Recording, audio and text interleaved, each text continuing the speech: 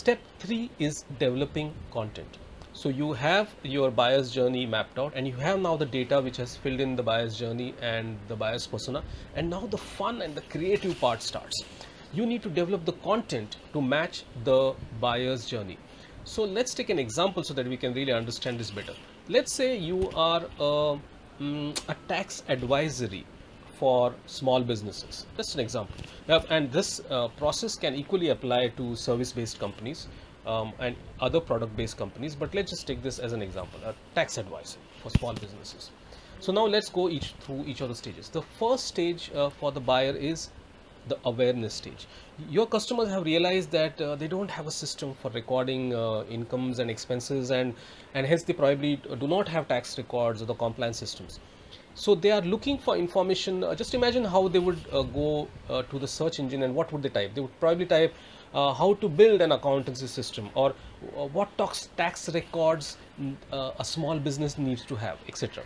So your content at this stage has to help them with very basic information that they need to have, like the minimum records they need to keep, the submission dates that they need to have, maybe some submission forms if you can give them out, help them out with. You need to provide this information free. So hence give this information in form of an ebook, and on your website have a lead capture form, a simple form which asks for their email and contact details in exchange for giving this ebook to them. Now let's take the next stage, which is the consideration stage. Your customers will have questions like, should we have a full-time tax person, or can I outsource this to an agency? What are the IT solutions or technology solutions which I need to have to maintain an accounting system, and such other questions. If you already have their lead through that email which you ask for them, you could email a white paper to them which helps them evaluate the various solution sets which are available. So we looked at consideration, we looked at awareness, we looked at consideration, and now comes the decision stage.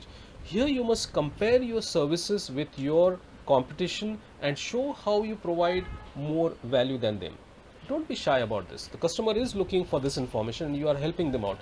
And this is very helpful for them, especially in guiding them through their buyer's journey. You could even consider a pricing page, though this works best for SaaS or subscription-based services.